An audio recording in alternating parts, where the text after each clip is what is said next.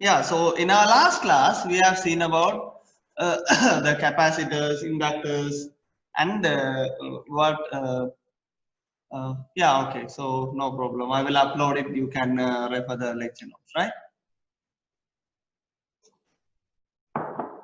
We have seen about the current through the capacitors, inductors, and voltage across the capacitors and inductors, right? And we have seen about sinusoidal waves, right? Sine waves and the average and RMS values of sine waves, right? In this class, we are going to see how these capacitors and inductors are going to behave when you are connecting them to a AC current, right?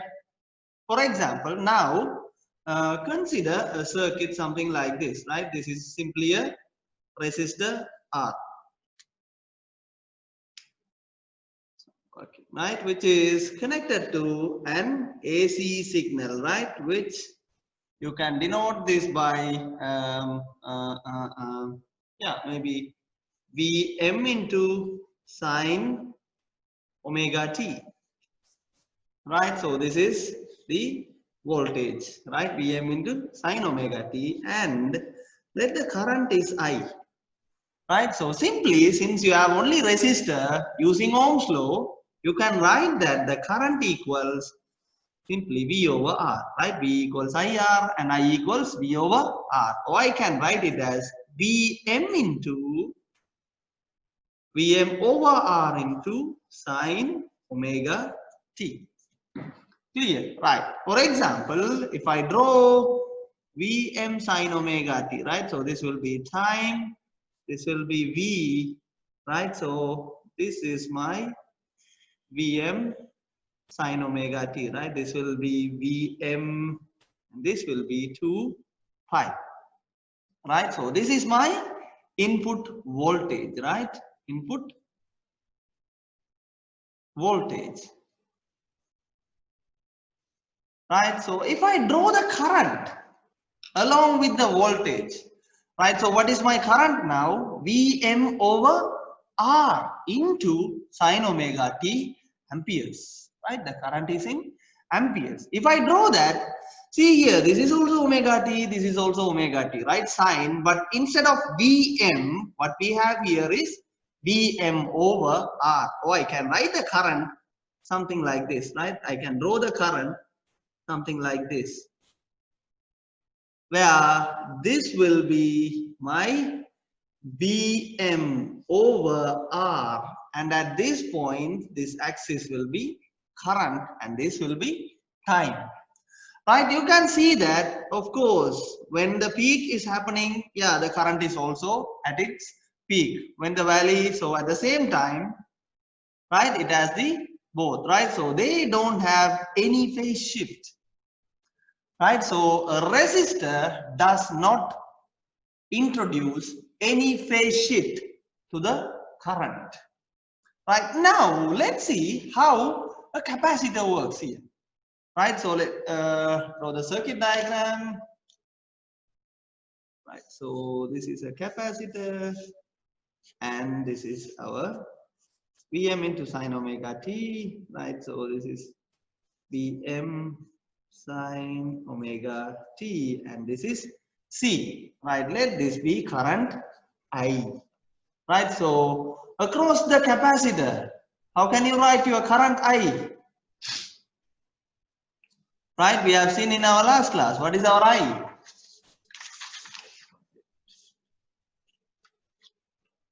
Right, I equals actually Q into, sorry, C into dV by dt.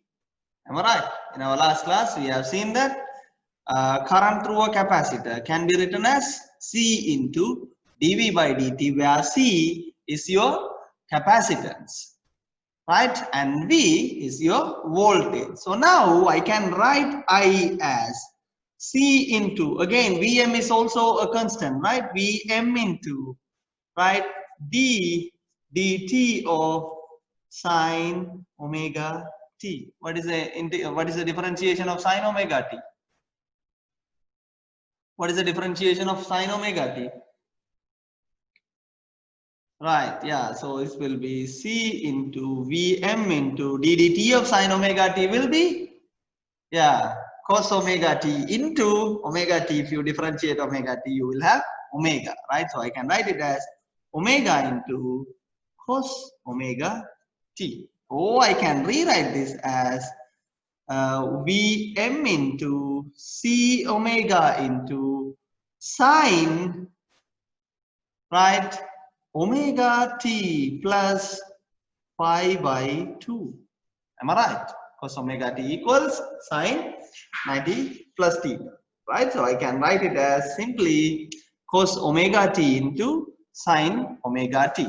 Now, okay, let us draw the voltage and current in a same graph, right? So let my voltage will be something like this, right? Okay, and then I have a plus 90, right? A capacitor have a plus 90 means if this is 0, yeah, it will be leading, the current will be leading, or the current will be going in front. Clear? The current will be going in front, right? Or else I can write the current, right? So this term VMC omega will be a constant, right? And this indicates that the frequency of the signal is omega, but that have a phase shift of plus 90, right? That have a phase shift of plus 90. If C omega is greater than 1, this will be higher, right? If C omega is less than 1, this will be lower. So if I draw simply the curve, it will be something like this.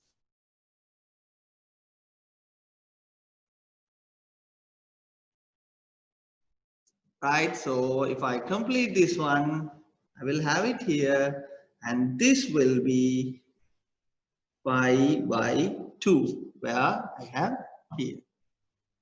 Am I right? So we can say that when you connect a capacitor to a sinusoidal wave, the current leads the voltage, right? The current leads, right, the voltage. Right, the current leads the voltage, or else I can say that the voltage lags the current, right? The voltage going behind the current is going in front, or voltage is going behind, right? Now, so this is important, right? So just remember these two things, right? So here, look at here, using Ohm's law, we had one term which is Vm over R, right, which is equivalent to the resistor. What we have here is Vm into C omega, right? So we can rewrite this equation as, right, so Vm over 1 over omega C, am I right? If it is 1 over omega C, it will go on top, right? So we can put 1 over omega C into sine omega t plus pi by 2, right?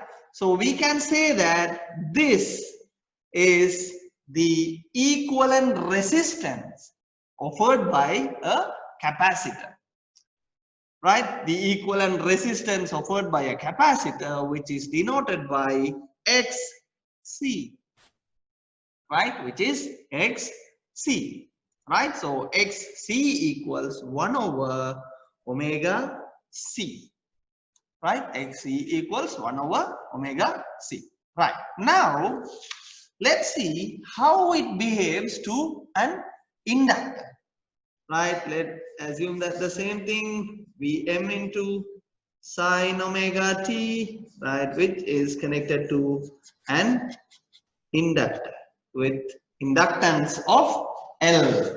Right, now, what is the current through inductance?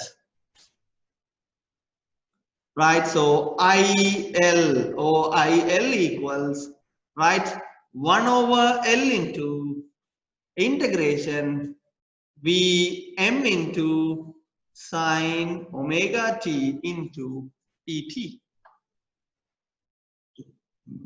Clear, right? What is integration of, yeah, Vm is constant, so we can put it as Vm over L into, right, integration sine omega t dt, right? Why integration of sine omega t is actually minus cos omega t, right, over omega.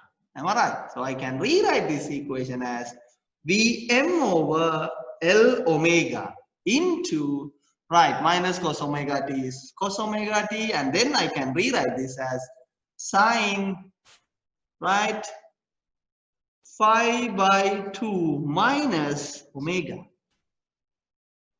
right, phi by 2 minus omega, where, or else, yeah, sorry, it will, you will have a minus, right, minus, and then I can bring that minus inside, so I can write it as Vm into L omega over, right, sine omega minus phi by 2, where we have a phase shift of minus phi by 2.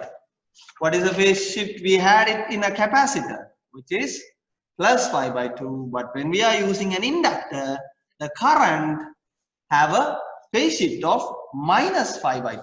Or I can simply draw the current in the same diagram itself, right? So since it is leading, right, it is leading an inductor, I can draw the curve somewhere like this, right? And this will be again pi by 2, right? So this is inductor,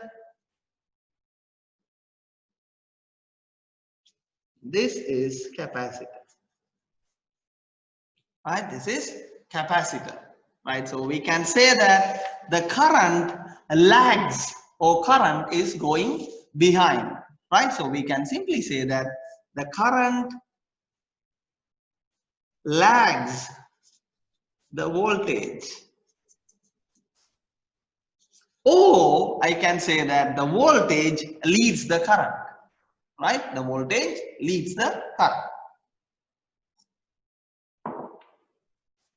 Right, again, as we seen here, right, instead of that Vm over R, we can directly have that L omega, right? So we can say that the resistive equivalence of an inductor, which is XL, equals simply L omega, right? So if we summarize, we can say that, right, X of R is simply R, right? It does not have anything but X of C equals 1 over omega C, and XL equals omega L. Right, look at here, the omega XR does not depends on the frequency of the signal, right? But XC and XL both depends on the frequency. Right, look at here, XC is inversely proportional to the frequency and XL is directly proportional to the frequency, right? So XC is going to reduce when you are increasing the frequency, XL is going to increase when you are increasing the frequency, right? So these are the important findings or maybe conclusions in this class. Right, now let's see how we can use these things in simplifying circuits, right? Of course, now, yeah, so we have an equation, right? So we can write it as, right, we have XC, but we need something else to make this minus phi by 2, right? Hope you all of you are aware about complex numbers, right? What is a complex number? Z equals X plus J Y. Am I right? Z equals X plus Jy or Iy. Here we can use Jy as the node, right? Where J equals square root of minus 1. Am I right? Square root of minus 1. So what is J square? Minus 1. And what is 1 over J?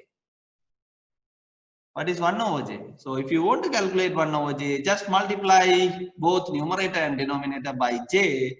So you can say that 1 into J over J into J. What is J into J becomes minus 1. So will be minus J.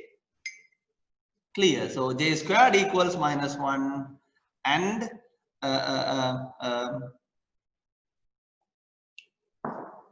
1 over J equals minus J. And what is J cube?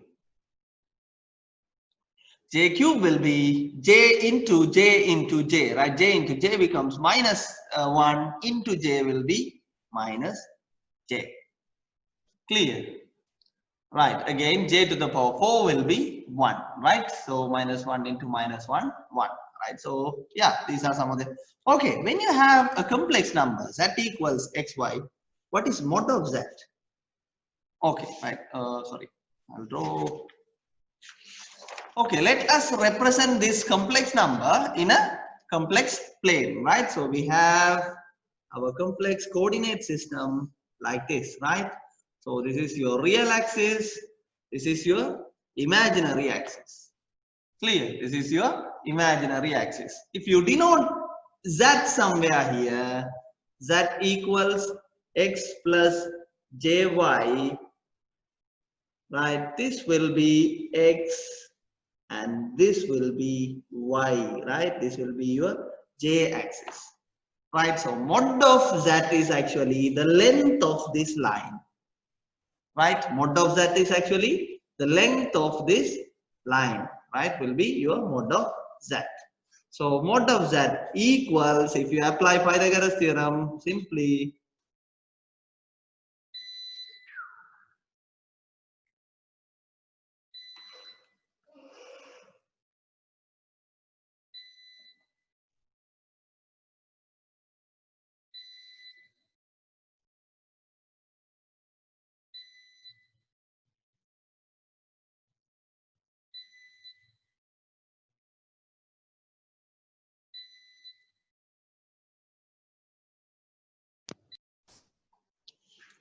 yeah, so yeah, we can continue the class now, right? So as I said earlier, mod of z is actually using Pythagoras theorem, square root of x squared plus y squared, and then the phase theta, right, can be written as whether by tan theta equals OM, right? Slope of this line is equal to y over x, or simply imaginary part of z over real part of z, right?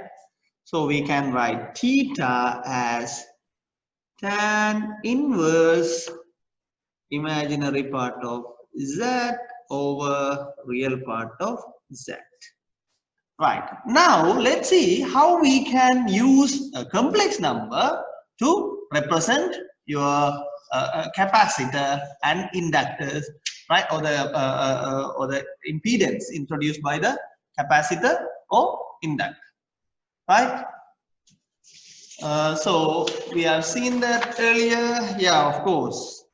An inductor introduces, or I can say that the current lags, or the voltage leading the current, right? So if I draw that one, if I keep something like this, I can see that, right, the voltage of the inductor is leading the current and voltage of the capacitor is lagging the current, right? Hence I can put that one, right? So this will be your R, right? This will be, right, plus 90 degrees, and this will be minus 90 degrees, right? So as I, okay, let's see for the inductor first, right? So we will have omega L, right? And then the voltage is leading by 90 degrees, right? Hence we can represent the complex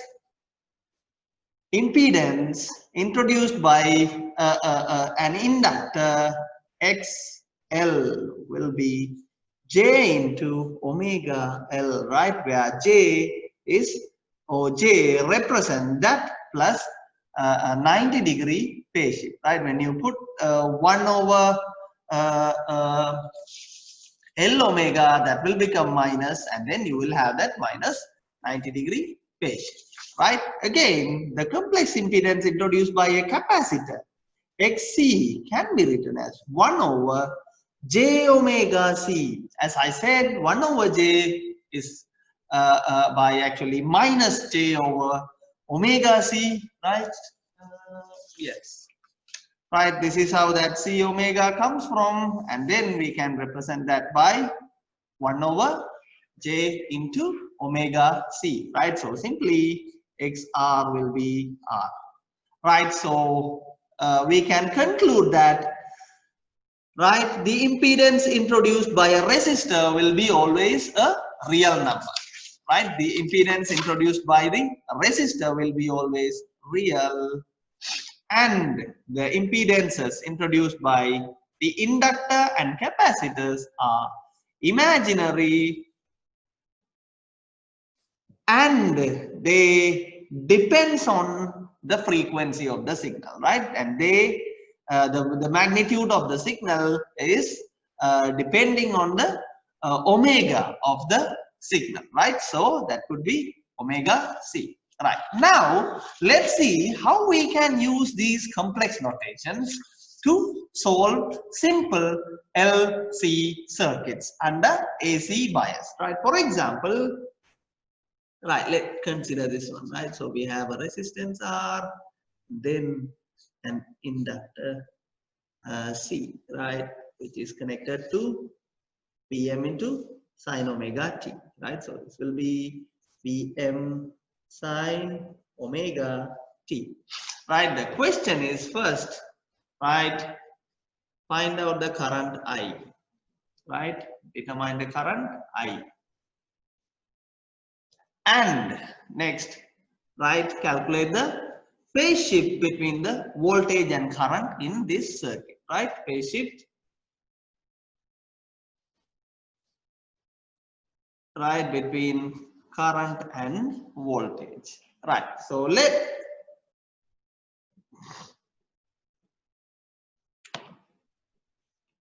hello, hello.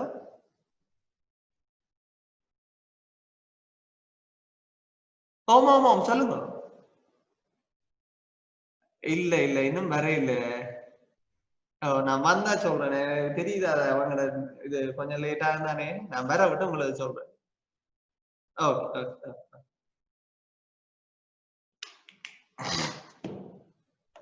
Right, so as I said earlier, these R and C are connected in series, right? So we can mark it as XR and XC, right? Well, we can write Z equals, right, XR plus XC.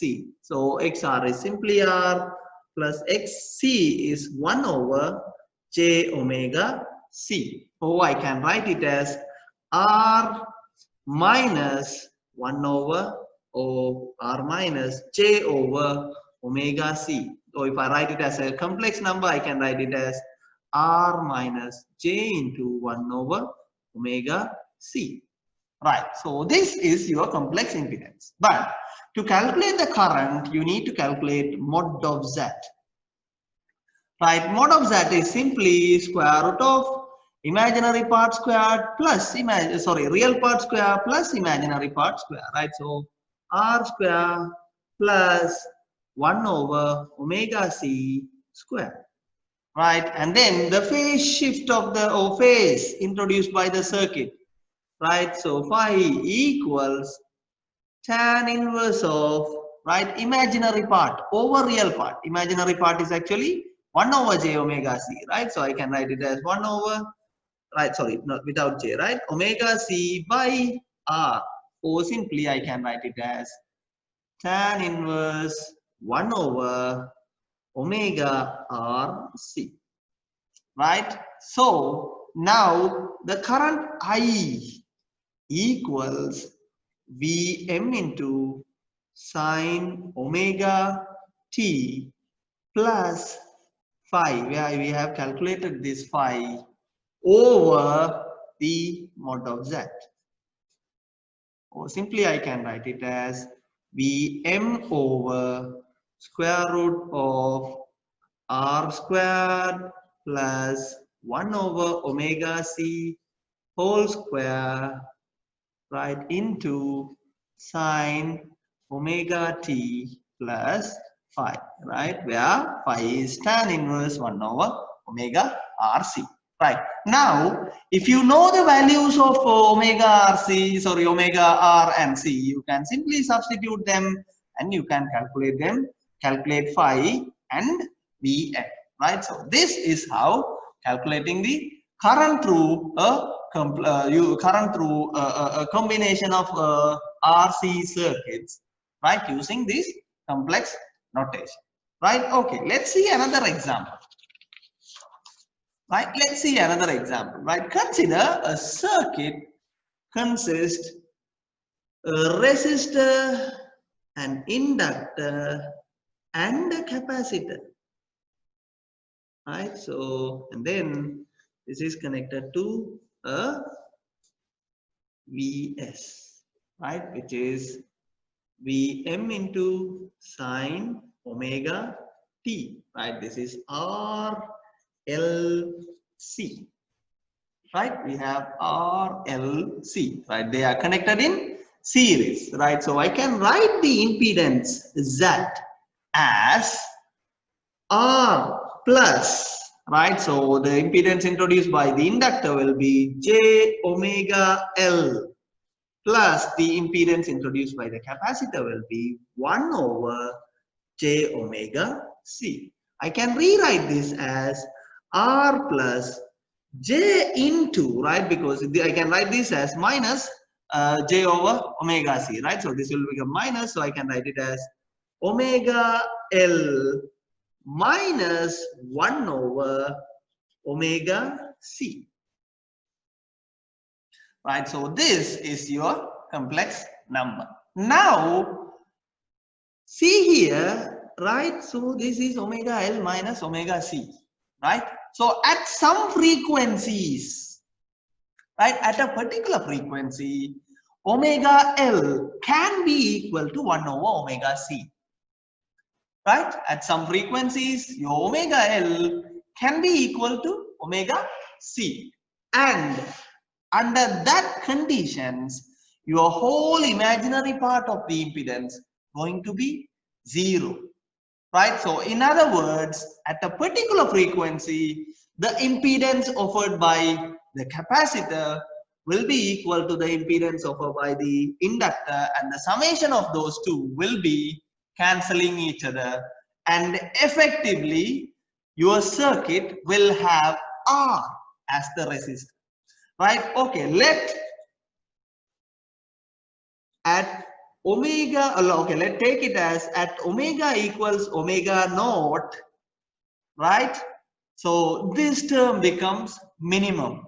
For that condition means this should be equal to 0, right, your imaginary part should be equal to 0, so I can write it as omega naught L minus 1 over omega naught C equal to 0, right, I can bring this other side, right, so it will be simply omega naught L equals 1 over omega naught C, right, so I can bring this one the other side, so I can write it as omega naught squared equals 1 over LC, and omega naught equals square root of 1 over LC, or simply 1 over root of LC.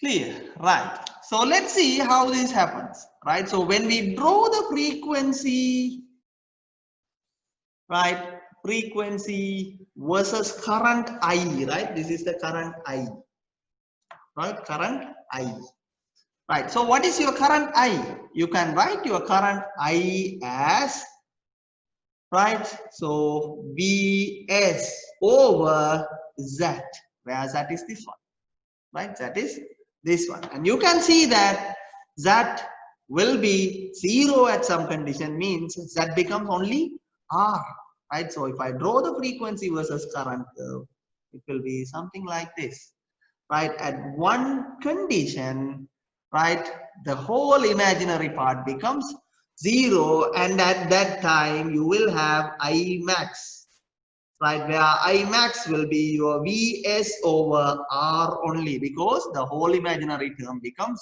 0, and at that condition your frequency omega becomes omega naught, right? Your frequency omega becomes omega naught, and this omega naught is called as resonance frequency.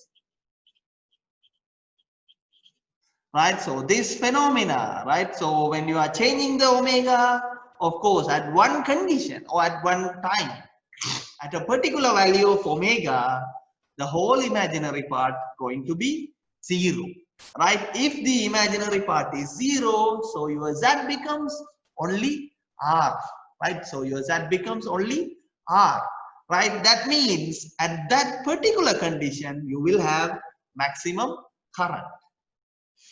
Okay, and that frequency is called as omega naught, right? You can define omega naught by using this one. Simple way is calculate the total impedance and equate the imaginary part to 0. You will get the resonance frequency of the circuit.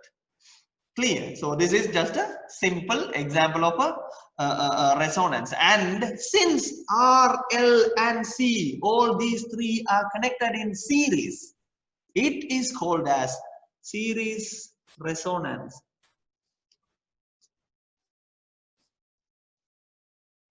In right RLC circuit. Right, this is called as series resonance in RLC circuit. And now let's see a parallel RLC network. So this will be your Vs, which is equal to Vm into sine omega t, and you have a resistor, a capacitor, and an inductor. R, C and L, so Vs equals Vm into sine omega t, right? Vm into sine omega t. Now look at here, all these three are connected in series, right? So we can write it as 1 over Z equal to, right, similar to our resistive equations, 1 over Z equals to 1 over R plus 1 over j omega c plus 1 over j omega L. Clear, right? So now we can rewrite this equation as 1 over R plus j omega c, right? Because 1 over j omega c becomes 1 over j omega c plus, or we can write it as minus j over omega L, right? So our Z could be the inverse of this one, right? So we can write 1 over Z as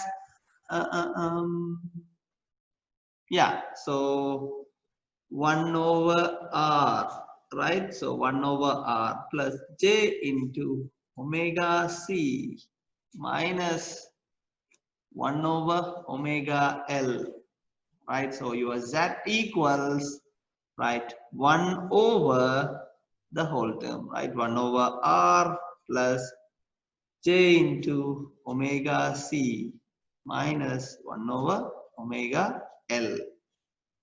Right, if you have a complex number as a fraction, what do you have to do to make it as a complex number? Right, yeah, you need to multiply with the complex conjugate of this one, right? So simply what I can do is 1 over R minus j into omega c minus 1 over omega L, right? This is just the conjugate, right? If it is z equals x plus y, then complex conjugate of the z will be x minus 1, right? So at bottom, right, yeah, 1 over R squared minus, so yeah, as you all know, this will become, so yeah, yeah, I can show it. For example, right, so let z equals x plus ijy and z bar equals x minus jy, right? So what is z dot z bar, right, which is here, right? Z dot z bar, if we multiply that with the complex conjugate, we will have Okay, let x plus jy x minus jy, right? So x into x, so I can write it as x squared minus jxy right now, plus jxy minus j squared y squared. So j squared becomes minus 1, so this becomes plus y squared, right? So this one will get cancelled. You can simply write it as x squared plus y squared, right? It's a real number which is the square of the real part and the square of the imaginary part, right? So square of this one plus square of this one, right? So simply 1 over r whole square plus omega c minus 1 over omega l whole square, right? So now at resonance, right? At resonance, the imaginary part of the z must be equal to 0, right? That's the only thing we can make it, right? So the real part of z will be 1 over r into 1 over r squared plus omega c minus 1 over omega l whole square. Similarly, the imaginary part of z will be j into omega c minus 1 over omega l over 1 over r squared into this one, right? So I can write it as at resonance, imaginary part of z equal to 0. Simply omega c minus 1 over omega l over the whole term, right? 1 over r squared plus omega c minus 1 over omega l whole square equal to 0. Just simply cross multiply this, whole term will be eliminated, and then I can write it, at resonance, and omega will be equal to omega naught, right? So all should be omega naught. So, right, so this will be removed, so I can write it as omega naught c equals 1 over omega naught l. Again, omega naught squared equals, right, if you multiply this one, yes, you will have 1 over omega 1 over LC, right? So your omega will be square root of 1 over LC.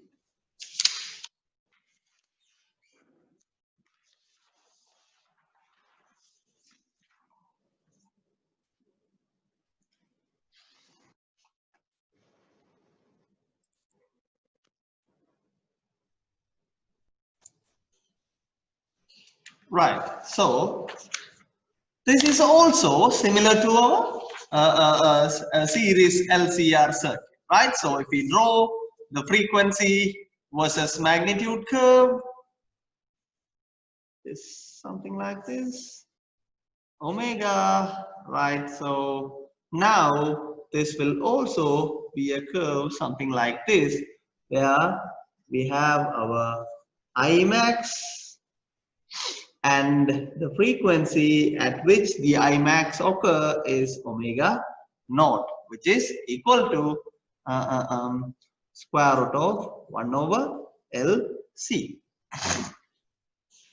Right, so let's see, okay, at this point you will have Imax, which is equal to, right, so your Imax is now equal to Vm, right, into